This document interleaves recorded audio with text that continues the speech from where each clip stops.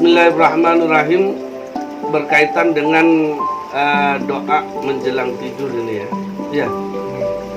Allahumma anta khalaqta nafsi wa anta tatawaffaha laka mahyaha wa mamataha in amattaha faghfir laha wa in ahyaitaha fahfadha bima tuhfadhu bihi ibadakas salihin. Allahumma ya Allah, anta khalaqta nafsi, engkaulah khalaqtah yang menciptakan engkau, yang telah menciptakan engkau nafsi kepada diriku. Wa anta, dan engkau ya Allah, tatawaffaha, yang mematikan, yang dapat mematikan ha akan nafsi, ha akan diriku ya.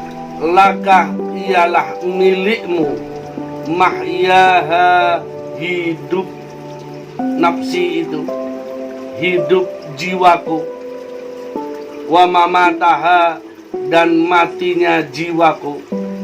In amattaha, jika mematikan engkau ha akan jiwaku, faghfir laha, maka ampunilah laha bagi jiwaku.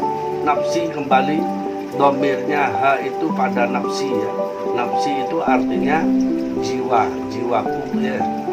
Faghfir laha, maka ampunilah laha jiwaku. Wa in ahyaitaha, dan jika menghidupkan, wa in ahyaitaha, dan jika menghidupkan engkau ha kepada jiwaku, fahfadha, maka peliharalah jiwaku, bima, dengan sesuatu, bima atau biha itu ya? Hah? Bima, dengan sesuatu, tufatu, yang menjaga atau memelihara engkau, bihi, dengan ma ya, ibadakas sholihin, pada hamba-hambamu as-sholihin yang sama-sama soleh ya. Artinya ketika kita mau tidur, kita mohon kepada Allah ya. Hal ini kita ketika, makanya dibutuhkan pengetahuan, tahunya apa yang kita doakan itu akan menghantarkan diri ini menghadap Allah. Hati ini akan menghadap Allah. Sampai kalau tahu di dalam sholat, apapun yang dibaca dalam sholat itu semuanya menghantarkan diri hadir di hadapan Allah. Karena kita tidak tahu, oleh karena itu penting minimal bacaan-bacaan di dalam sholat diketahui artinya, maknanya, sehingga kita bisa menghayati. Terus karo ya apa Ustaz, wis ngapal gak iso kalau nggak bisa rasakan ketika sampan itu bertakbir wis ngadep nang Gusti Allah, seakan-akan wis sampean berada di hadapan Allah, panggil ya apa sampean panggil Allah, Allah, Allah, kami mohon, kami ibadah kepadamu ya Allah, kami mohon padamu ya Allah, ampuni dong. Wis terus ngono sampean ngomong nang Gusti Allah, kaya sampean munajah ya Allah. Hah? Tapi ya rukun-rukune maca Fatihah ya sampean wis ngono lah, ngadep nang Gusti Allah. Dan di dalam rukun, di dalam sholat yang paling dekat ketika kita mengerjakan rukun sholat itu yaitu ketika sujud. Apa yang dibaca di dalam sujud? Subhana rabbiyal a'la wa bihamdi. Subhana rabbi, maha suci wahai Tuhanku. Subhana rabbi, maha suci kau Tuhanku, a'la, dan maha tinggi, maha agung, dan saat itulah hinakan dia, sehina-hinanya, serendah-rendahnya, sehingga kita tersentuh ke lantai, kita tersentuh ke bumi. Kalau dulu tanpa itu kita tersentuh ke debu, bahwa kita adalah dari debu. Satu saat akan kembali ke debu. Apa yang mau kita sombongkan? Dan kita itu kecil, debu. Kita itu debu dalam pandangan Allah. Kita itu lebih kecil, sangat. Ya, Allah bukan hanya sekedar menguasai alam, tapi juga menguasai arsy. Arsy itu lebih besar daripada alam ini. Jauh lebih besar daripada alam. Kalau kita lihat awak dewi sing ono nang Simolawang dari angkasa, kita kira-kira kelihatan nggak? Jangankan kita, bumi aja yang tempat kita berpijak yang begitu besarnya, yang tak mungkin kita mengukur, bisa sampai mengukur. Gedene kaya apa? Itu kecil kalau dilihat dari angkasa. Apalagi kita yang ada di atas bumi ini jauh lebih kecil lagi, ya, dalam pandangan Allah. Tapi bagaimana Allah kok masih perhatian pada kita? Bagaimana Allah kok masih peduli pada kita? Bagaimana Allah kok masih sayang pada kita? Adakah gerak kita, diam kita, seluruh yang ada dalam tubuh kita, di setiap langkah kehidupan kita, di setiap waktu, di setiap detik, adakah itu yang bukan dari Allah? Aku pengen semuanya dari Allah, ya, semuanya dari Allah. Dan itu semua sebagai bentuk Rahman Rahimnya Allah, sebagai bentuk kasih sayangnya Allah kepada kita. Namun kenapa kita balas dengan kedurhakaan? Namun kenapa kita balas dengan bermaksiat padanya? Kenapa kita balas dengan perilaku-perilaku yang dilarangnya? Yang sebenarnya perilaku yang dilarang, perilaku maksiat, perilaku salah, perilaku buruk itu dilarang oleh Allah, itu karena kasih sayang Allah juga kepada kita. Karena sesuatu yang dilarang oleh Allah, yang diharamkan oleh Allah, itu karena berefek akan berakibat buruk pada kita, maka Allah melarangnya. Andai kata Allah membiarkan kita itu melakukan perbuatan buruk itu, akibatnya kan tahu kan, bahwa itu adalah buruk bagi kita. Sehingga Allah melarang karena bentuk kasih sayang Allah. Bukan Allah benci pada kita melarang itu, karena sayangnya Allah. Namun nyatanya kayak gitu masih kita langgar. Satu detik pun Allah itu tidak pernah tidak ingat pada kita. Satu detik pun Allah tidak pernah tidak memperhatikan kita.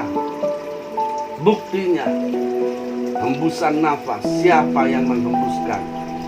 Detak jantung kita, siapa yang mendetakkan?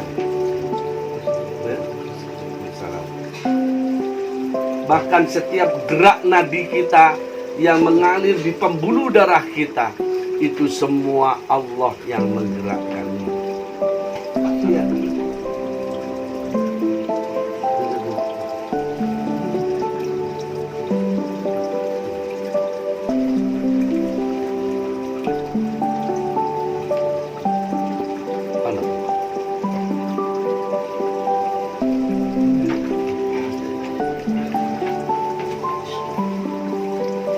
Tidak ada satu gerak, satu diam apapun yang ada dalam kita yang bukan dari Allah. Semuanya dari Allah. Semuanya. Semuanya. Tapi sadarkah kita bahwa itu dari Allah? Selama ini sadarkah kita hembusan nafas ini Allah yang menggerakkannya? Detak nadi kita, sadarkah kita bahwa itu adalah Allah? Bahkan termasuk hewan-hewan yang sekecil nyamuk, Allah pelihara kehidupannya. Allah berikan jantung pada dirinya, pada diri nyamuk. Allah alirkan darah dalam pembuluh darah nyamuk yang tak mungkin kita ketahui. Allah pelihara kehidupannya. Allah loh memelihara kehidupannya. Allah loh yang menggerakkan hidupnya nyamuk itu, yang menghidupkan nyamuk, yang menggerakkan detak jantung nyamuk. Namun kita begitu mudahnya menceplas begitu saja, membunuh begitu saja. Hah? Iya enggak? Pernahkah sampai merasa berdosa dengan itu? Adakah kesadaran bahwa kita merasa berdosa? Oh iya, wong iki diurip-uripno Allah, kenapa aku mau mematikan? Ya, ini dipelihara oleh Allah. Biarkan. Waktu ini ngemut darah kita kekno, gak apa-apa. Emang panganan. Nek wis tuwa gak kira mandek wis tuwa. Sampai dintuk nyamuk darah sampai gak akan habis darah sampean. Bahkan nek darah tinggi tambah enak kan. Sering enggak. Loh, tinggi tekanannya, bukan darahnya yang banyak. Lah iya, ketika tekanan darahnya tinggi dientup ambek nyamuk kan jadi rendah. Hah? Tekanannya dari rendah. Karena wis karek titik kan. Ya artinya apa? Kita harus sadar, Mas. Sadar bahwa hidup kita dipelihara Allah, hidup makhluk lain pun dipelihara oleh Allah. Janganlah kita begitu mudahnya membunuh, menghilangkan kehidupan. Maka kalau saya sering kali katakan, kalau kita pengen hidup kita aman, amankan kehidupan makhluk lain. Kalau kita pengen bahagia, bahagiakan makhluk yang lain. Kalau kita pengen tentram, tentramkan makhluk yang lain. Kita berharap tentram, damai, bahagia, tapi orang lain kau bikin resah. Makhluk lain kau bikin gelisah. Manusia lain kau bikin susah.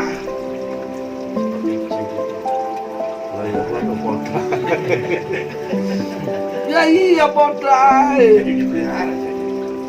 Sama. Artinya dipelihara itu dihidupkan, Mas. Bukan dipelihara dalam artian seluruh jin, iblis, manusia itu ciptaan Allah. Hakikatnya kan gitu. Ya? Makanya aku nek nang jin iku ya, nek gak nemen ya gak tak usir. Kongkon metu dhewe, dudu nggone. Ayo metu dudu nggonmu ngono. Nggonmu kan nang watu, mulya nang watu. Nggonmu nang gunung, mulya nang gunung. Nggonmu nang gone pohon, ya mulya nang pohon. Nggonmu nang kuburan, ya mulya kono nang kuburan. Dudu nggonmu. Karena sampean ganggu nanti kan ngono. Kan saya hanya mengarahkan. Sampean ganggu, ojo ganggu nek kepingin sampean gak diganggu.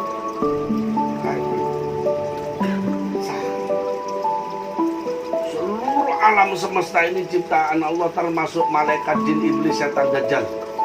Sama. Dan semua tidak bisa berbuat apa-apa tanpa dikehendaki oleh Allah.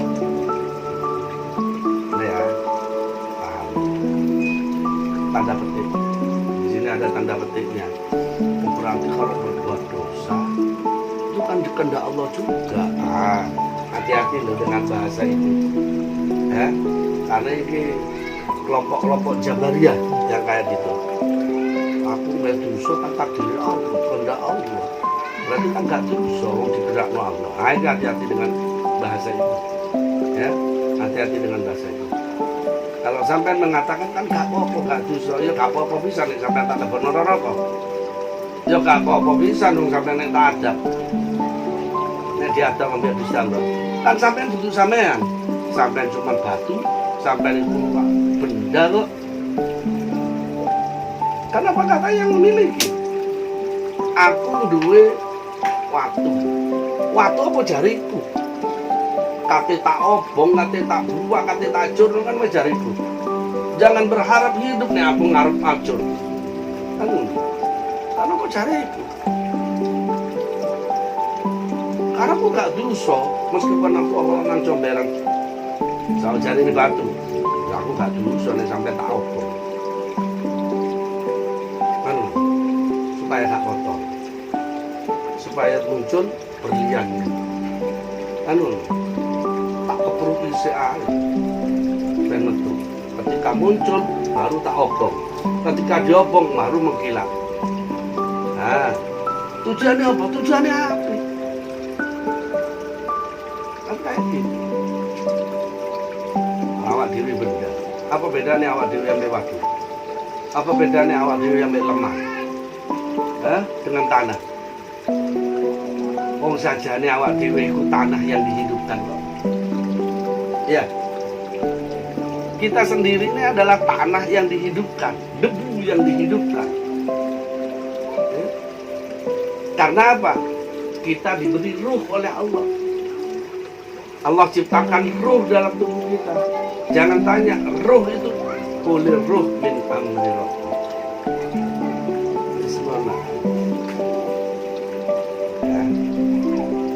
Harus dipahami. Makanya kenapa di sini juga ketika kita mohon kepada Allah, kita mengakui dulu. Ya, kita ngadep nang bener Gusti Allah. Allahumma anta khalaqta nafsi, ya Allah, jenengan sing dadekaken awak kula. Jenengan sing dadekaken awak kula ya Allah. Ya, kan kayak gitu. Wa anta tatawaffaha, dan jenengan juga yang mematikanku ya Allah. Kan ya, laka, jiwaku ini juga milikmu ya Allah. Dan ini milik Gusti Allah, katanya diapakno ae ambek Gusti Allah toh. Ojo ngeluh. Kan kayak gitu. Hak Allah. Jangan merasa kita berhak. Maka dalam kehidupan kita seperti apa, ya itulah kehendak Allah. Nah, kayak gitu. Mahyaha, ya, yang menghidupkan aku, wa mamataha, ya. Mahya, hidupku, ya, termasuk hidupku, laka, menjadi milikmu. Wa mamataha, dan matiku juga milikmu ya Allah. Kan gitu. In amattaha, jika engkau mematikanha kepadaku, nafsi kembalinya, faghfirlaha ya Allah, ampunilah aku. Nek jenengan badhe mencabut nyawaku, sepurono dhisik kelakuanku ya Allah, dosa-dosaku.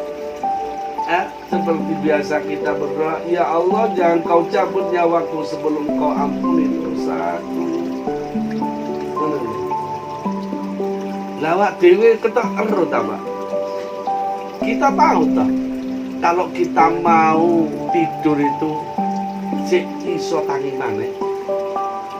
Enggak ada kan jaminan bahwa ketika kita mau tidur bisa bangun kembali esok bisa melihat matahari.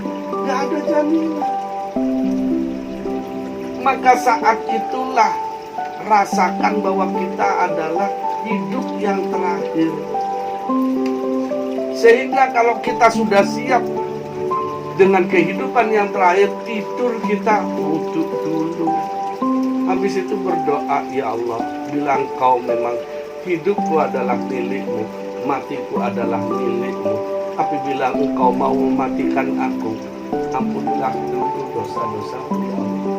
Jangan kau cabut nyawaku sebelum kau ampuni dosaku, karena aku ingin kembali ke hadiratmu dalam keadaan bersih tanpa dosa.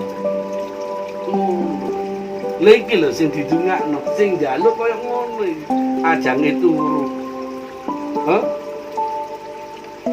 Selama ini kaya ngono enggak? Wah, wis pokoke matu langsung blek ngono ae wis gak weso. Kadang mari mangan wareg langsung bentang. Astagfirullahaladzim.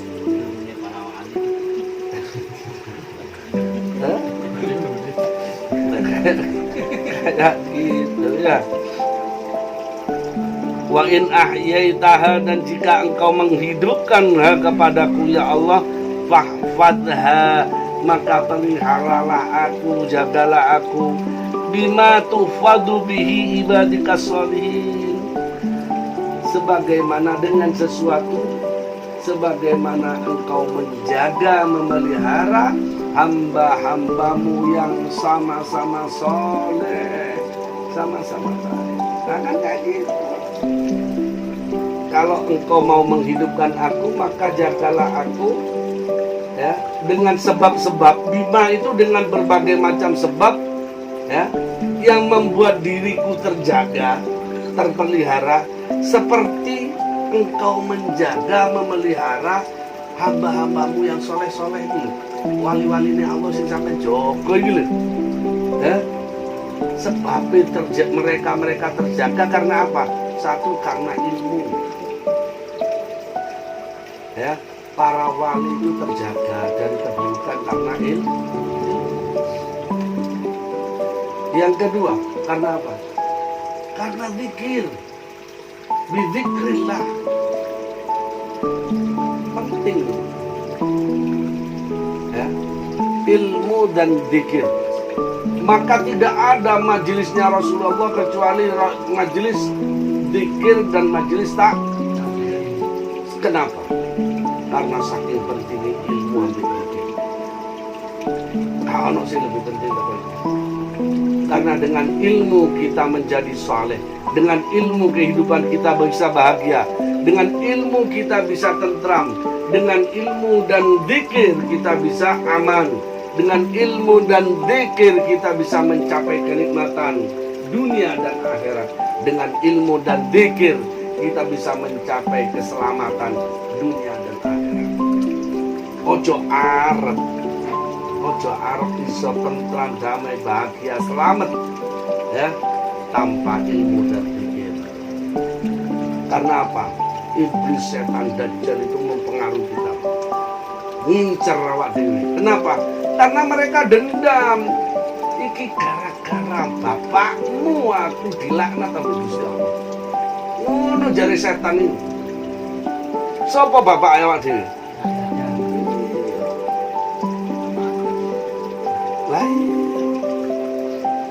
Makanya dendam. Dan kita harus tahu itu. Siapa temannya setan yang dijadikan sekutu oleh iblis? Siapa? Sampai dulu, sekutunya iblis. Nafsu. Nafsune awak deh. Makane dawuhe Kanjeng Nabi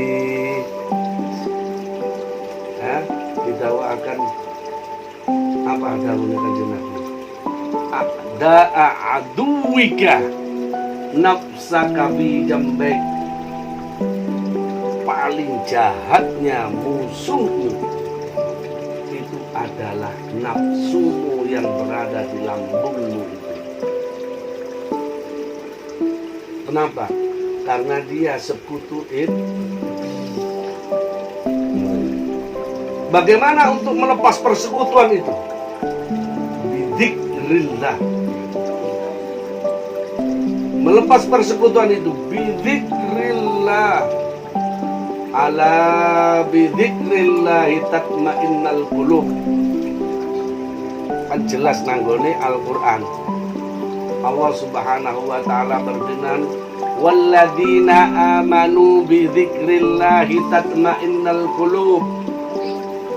Orang-orang yang beriman dengan berzikir, orang yang beriman itu akan ala elingo bidzikrillahi tatmainnal qulub. Kalawan zikir nang Gusti Allah, atimu bakal tentrem.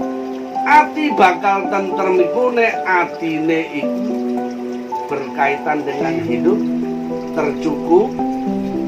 Adakah orang gak tercukupi bisa tentrem? Hah? Ada mas, kayak ketentram itu Gusti Allah. Ada,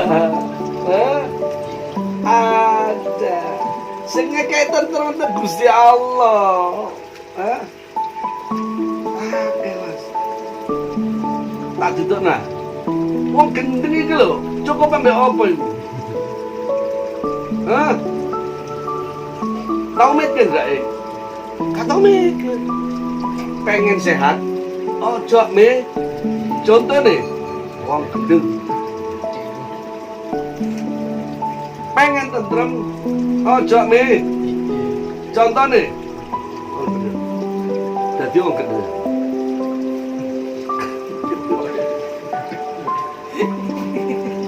Maksudnya sampean ojo dadi wong gendeng sing anune mas, sing prilakune. Hah? Ada hal yang perlu dicontoh dari orang gila itu loh. Ya.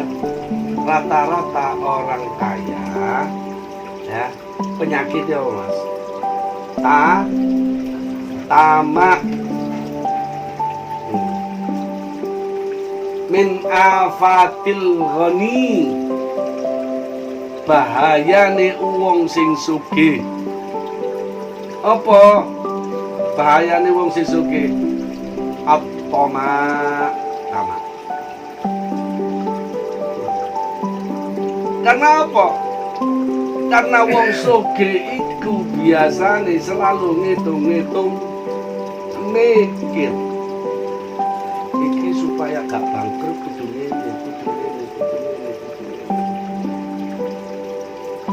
Bahkan target satu bulan harus ditarget sekian.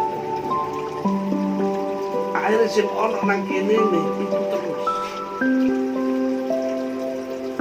Nah. Tapi orang kaya yang tentram, yang damai, itu orang kaya sing gak tahu mikir. Sing penting lakonono oleh tekek entah piro wis gak urus. Ya, gak oleh ya gak ngersuno. Wis pokoke lakone apa ono. Oleh tekek. Suwe dikelompokno zakate piro. Orientasinya adalah zakat. Bukan ngelompokno duit tujuannya, tapi tujuannya untuk bagikan kepada anak fakir miskin, orang fakir miskin, membantu orang-orang yang tidak cukup, orang-orang yang itu orientasi tujuannya. Sehingga gak tahu mikir. Sayyidil Walid Abu Yazid Muhammad Alawi Al-Maliki itu bukannya gak suci, wakil duit, tapi gak tahu mikir duit. Loh, saya mengatakan begitu itu karena real. Uang itu ribuan, bukan ribuan, ratusan miliar itu dibagikan dengan seenaknya aja kepada jemaah.